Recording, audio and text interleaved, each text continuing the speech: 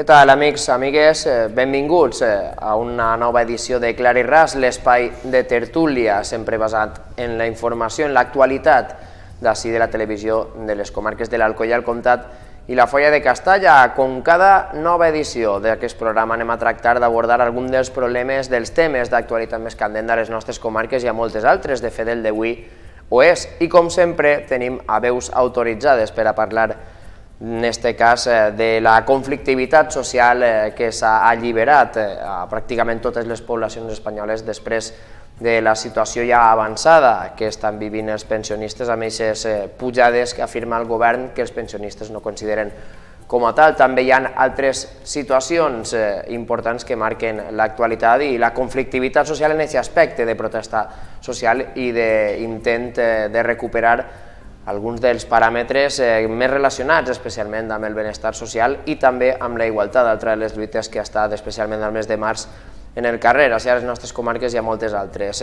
Passa a presentar-los de seguida als nostres contertulis d'avui. En aquest cas tenim a Paco Molina, exsecretari general del Sindicat Comissions Obreres del País Valencià. Benvingut. Moltes gràcies. Y Ismael Senén, que tú en este caso sí eres el secretario general de UGT en las comarcas de la montaña y el Vinalopó y la Vega Baja. Un buen ámbito. Bienvenido, Ismael. Encantado con vosotros. Primera vez que estás tú aquí, Paco, si no me equivoqué també. Sí, crec que no vaig tindre l'oportunitat. No recorde jo, almenys en el meu cas, haver-te... He fet algun programa que altre, però molt poquets, la veritat. Ismael, bienvenido, como te digo, ¿vale? Con esta primera ocasión que estés aquí. Entrem en matèria. M'agradaria, Paco, Ismael, abans de ficar-nos en temes més concrets, que avaluarem un poc quina és la situació que tenim ara per a que s'haja manejat tanta quantitat de gent, tanta protesta social, tantes proclames, tantes manifestacions i les que queden encara. Quin és el diagnòstic que feu? Jo crec que és un diagnòstic clar i no parcial. Per no ser parcials i no dir una opinió pròpia des de l'àmbit sindical i de comissions obreres en particular, em referiré als últims informes de la OCDE, que no són massa sospitosos de ser molt d'esquerres, no? Les polítiques públiques aplicades per el Partit Popular i auspiciades per el neoliberalisme, d'empobriment massiu del conjunt de la ciutadania, de retalls de drets essencials per a les persones i per a la societat, estan tenint un impacte demolidor en les persones. Per tant, jo acabaria dient totes i cada una de les propostes tenen causa, tenen una causa objectiva i és molt bé de bo que la gent es rebel·le, és dir, està fonamentat, no forma part d'un capritxo i insistim, sols tenim que referir-se a les polítiques que s'han aplicat que han sigut descohesionadores, empobridores i de pèrdues de drets socials de tot tipus.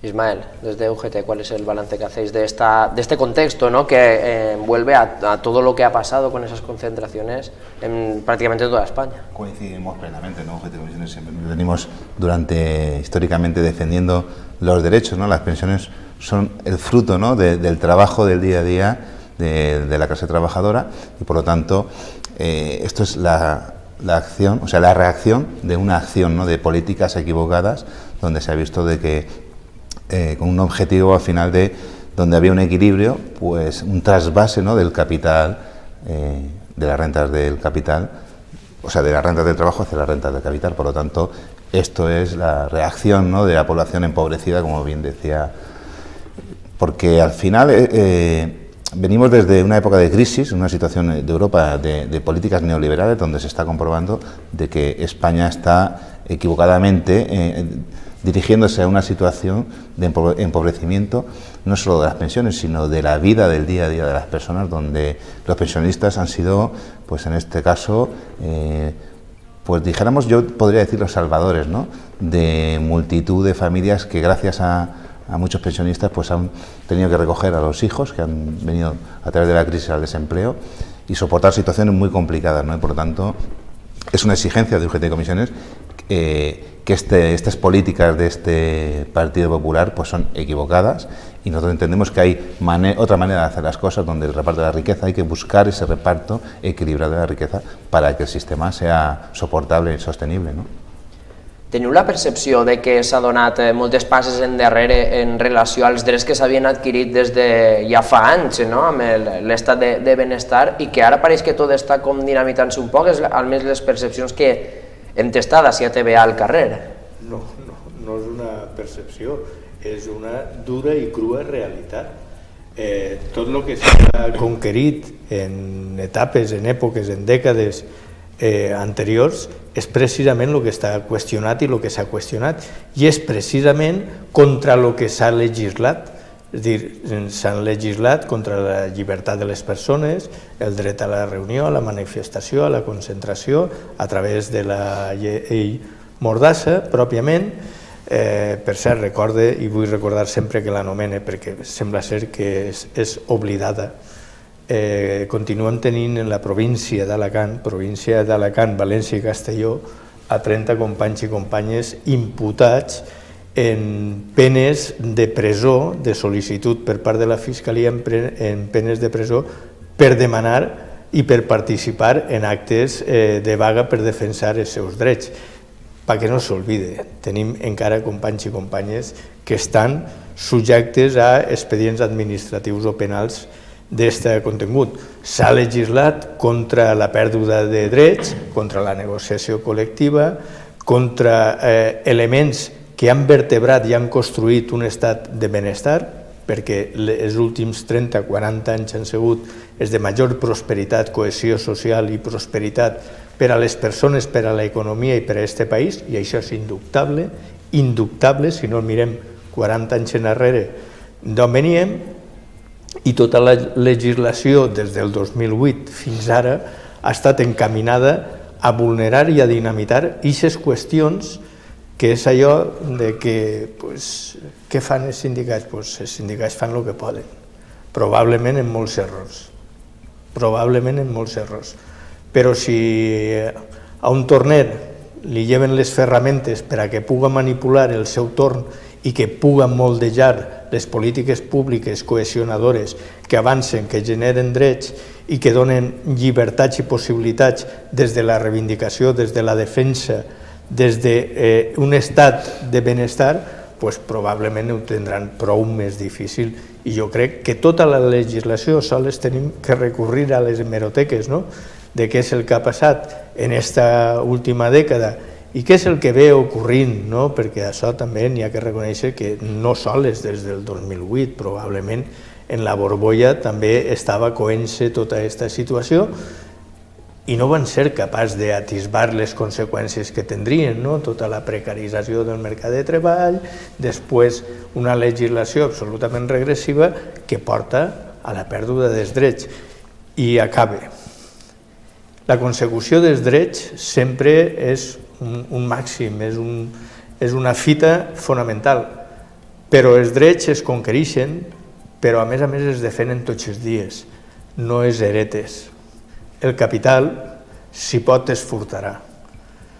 I és evident que al capital se li han reforçat en les seues maneres d'usurpació a les classes populars i la resultant no és una percepció, la resultant és figures com treballadors pobres, gent desprotegida, gent expulsada dels seus domicilis habituals per dificultats, pobresa energètica, agressions al medi ambient, és a dir, tot això que s'ha legislat en contra de lo que li ha donat possibilitats, benestar i prosperitat a la nostra societat.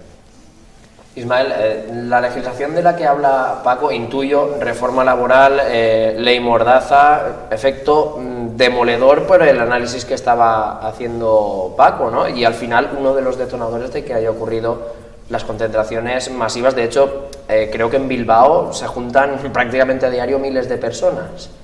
Efectivamente, vamos a ver, veníamos diciendo que esto es la reacción de una acción política, ¿no?, muy clara, donde una reforma laboral impuesta, que nunca no fue consensuada, ¿no?, porque en momentos de crisis, bueno, las cosas hay que reformarlas, ¿no?, pero esto no fue, esto fue un camino muy claro de debilitar las fuerzas del trabajo, ¿no?, si quitamos la negociación colectiva, que es la herramienta fundamental que tienen los trabajadores para poder buscar ese equilibrio del reparto de riqueza, pues te encuentras desprotegido, ¿no? Tenemos a un montón de trabajadores, cuando la gente dice, ¿dónde están los sindicatos?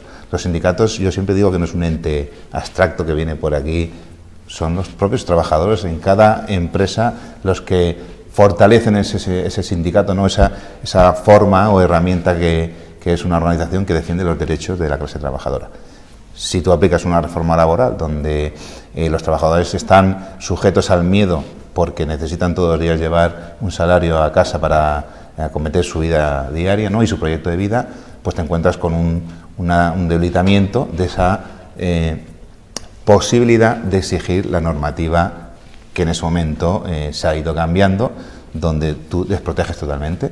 O sea, hoy tenemos trabajadores que quisieran denunciar incluso en ocasiones muy dramáticas, pero valoran y dicen, bueno, yo es que esto no lo puedo soportar, esta situación de explotación es tremenda, pero es que mañana yo en mi casa tengo que pagar la luz, tengo que pagar mi hipoteca, tengo a mis hijos que están en la escuela, y eso es una forma de que este gobierno pues ha dinamitado, ¿no? Y ha hecho de que han sido los pensionistas, fueron el 8M las mujeres, con todo el derecho, ¿no? a esa búsqueda por la igualdad, y próximamente veremos a los jóvenes, ¿no? O sea, los jóvenes son los que tienen que reactivar, que son el futuro, y por lo tanto yo entiendo de que muchos trabajadores y trabajadoras han luchado, como bien decía Paco, los derechos no es una herencia, los derechos se trabajan, se consiguen, se negocian y se defienden, y por lo tanto nuestra exigencia y nuestra particularidad es de que existen unos derechos,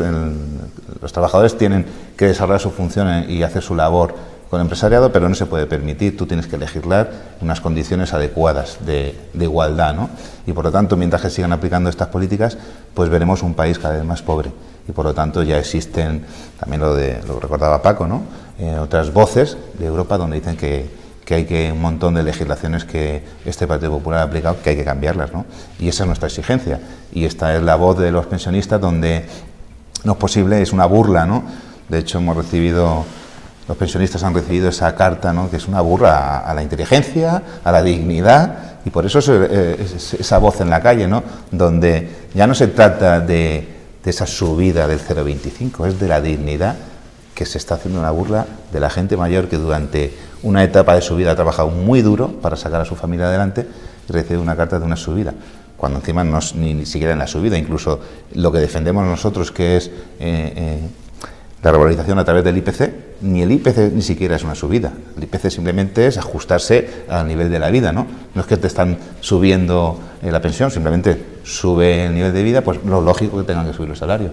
Y con salarios de miseria como tenemos, ya no solo de los pensionistas, sino de la clase trabajadora, pues en un futuro tendremos pensiones cada vez más debilitadas, donde al final estamos abocados, si no se cambian estas políticas, a un país pobre, donde seremos pues míseros, ¿no? M'agradaria incidir en un terme que els dos heu utilitzat, que és l'acomodament de la gent a l'hora de pensar-se que ja està tot fet, no? Que ja té uns drets que no cal fer res, sinó que simplement els tens quan, segons el balanç, l'anàlisi que esteu fent, si se'n perden, i se'n perden a més molt ràpid en els darrers anys. En quin moment va ocórrer aquest acomodament per part de la gent?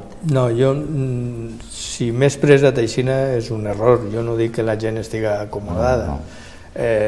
La gent està soliviantada i la gent sap el que n'hi ha en joc i sap de les ferramentes que disposa per plantar cara a aquesta situació. Inclús amb la llei Mordassa... Però formalment n'hi ha una prevalència, que és la seva situació i el seu entorn més immediat, i la gent juzga i objectiva aquestes coses.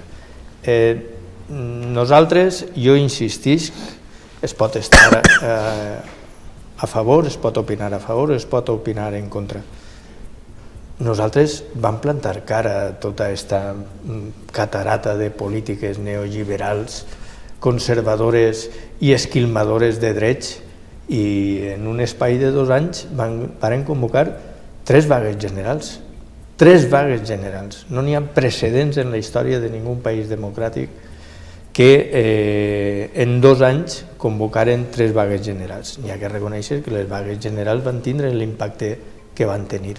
Imagina que parles de les de 2012, 2013... Sí, des del 2010 fins al 2012. Van convocar 3 vagues generals i van tindre un impacte que van tindre.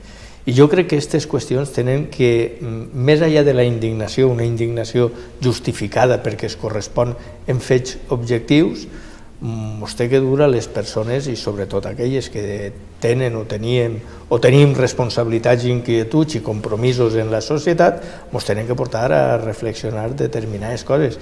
Inclús a que si això és l'instrument en aquests moments en un mercat de treball que està absolut i rotundament desfet, en una societat que brama per la necessitat i per la carència, on el 30% de la societat està en el llindar de la pobresa, 30% de la societat en el llindar de la pobresa. Dins d'aquest 30%, vora el 20% són treballadors que tenen un lloc de feina, que tenen una jornada de 40 hores i que no alcancen les necessitats bàsiques mensuals, no les poden cobrir. Davant de totes aquestes situacions, és molt complex plantar-te davant de la gent i dir-li que té que fer més esforços, més sacrificis. I la gent anirà assumint aquestes circumstàncies en la mesura de les seues possibilitats. La possibilitat objectiva dels pensionistes de la nostra gent gran és objectiva i jo dic que ahir n'hi ha que anar i n'hi ha que estar en totes les convocatòries. Convoque qui convoque.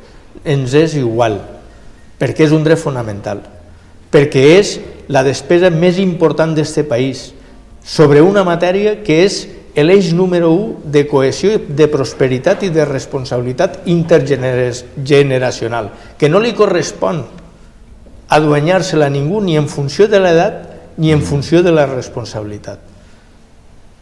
I que, com deia bé Ismael abans, jo crec que els sindicats al llarg del temps, no extemporàniament, al llarg del temps, de diverses dècades, hem donat suficient mostres de responsabilitat, de proposta i de confrontació per sostenir el que a hores d'ara tenim.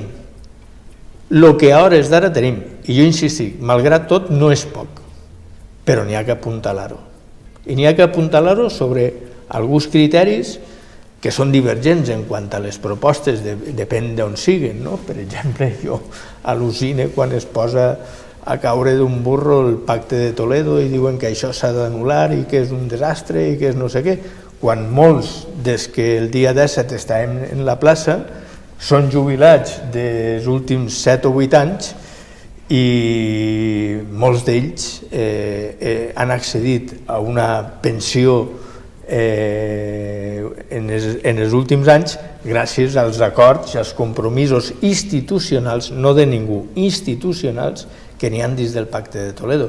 És que jo crec que n'hi ha una qüestió que s'ha perdut i és una de les qüestions més importants a hores d'ara si volem recuperar pols en el país. I quan dic pols és benestar per a les persones, economia i cohesió. Això per a mi és el pols d'un país.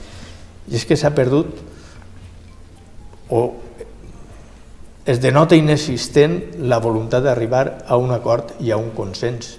No n'hi ha possibilitat d'arribar a un acord i un consens i que ningú s'enganya.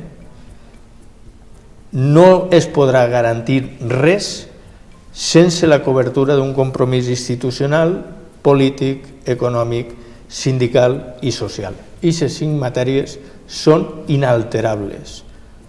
O es posem tots d'acord entorn i envers d'una taula de que en les coses estratègiques per a un país no poden estar someses als vaivens de majories parlamentàries o no n'hi ha res a fer. I el pacte de Toledo és això. I parla de tot. I en tots els acords n'hi ha qüestions positives i n'hi ha qüestions que ho són menys. I així n'hi ha que reconèixer-ho. I l'acord que van signar els sindicats en el 2011 té coses molt dures, però té coses molt positives, com per exemple la jubilació anticipada que no estava plantejada en la nostra llei de la Seguretat Social. I a partir d'ahir, en 63 anys, anticipadament, i en una mena d'anys cotitzats, es pot jubilar. Molts dels que estan en la plaça, afortunadament, i ho diem de manera molt orgullosa, perquè són les carreres més llargues de cotitzacions, és a dir, gent que més ha contribuït en la seva vida, que no podia jubilar-se, perquè la jubilació anticipada sols estava contemplada per aquelles persones que tenien cotitzacions de l'antic SOVI. És a dir, ja en les nostres generacions no arriben. Pot donar-se la paradoxa que en el meu cas particular, 47 anys cotitzats, avui, que no em poguera jubilar a 63 anys anticipat. No és raonable. Això es va aconseguir en l'acord del 2011. També és de veres que es van introduir qüestions negatives d'allargar l'edat de jubilació paral·lelament. Però bueno, aquestes coses, per a d'això n'hi ha una taula comú i que en caràcter permanent té que estar mirant l'evolució del conjunt del sistema. I per això la nostra posició és defensar, si a algú li genera urticària el nom del Pacte de Toledo, pues que se li canvi. Però el compromís institucional, polític, social, econòmic, té que ser inevitable, perquè constitucionalitzar, clavar en la Constitució que las pensiones se garanticen por ley y que no sé qué, no sé cuándo. Mira, en la Constitució es va modificar en 48 hores, en el 135 i se'n va anar tot a terra. I jo no vull que estar somès, ni que les meves generacions que vinguen tinguen que estar somès a majories parlamentàries. Jo vull consensos estratègics sobre qüestions estratègiques. Això és lo difícil. I jo em demano responsabilitat, primer a les institucions i després als partits polítics i en tercera instància al conjunt de la societat a que treballem per a comprometre's per això. Perfecte. Extens análisis del que has fet ara, Paco. Ismael, nos vamos a una pequeña pausa y volvemos enfilando un poco qué es lo que viene de aquí para adelante a raíz precisamente de esa voluntad de la que hablaba Paco, de buscar un poco consensos y acuerdos para garantizar algo básico como son las pensiones, además de otras cosas. ¿De acuerdo? Estupendo. Uns minutets i tornem amb aquesta segona part de Clar i Ras. Ja veuen que estem abordant d'una forma integral tota la problemàtica, no només de les pensions, perquè també parlem de treball i d'igualtat. Fins ara.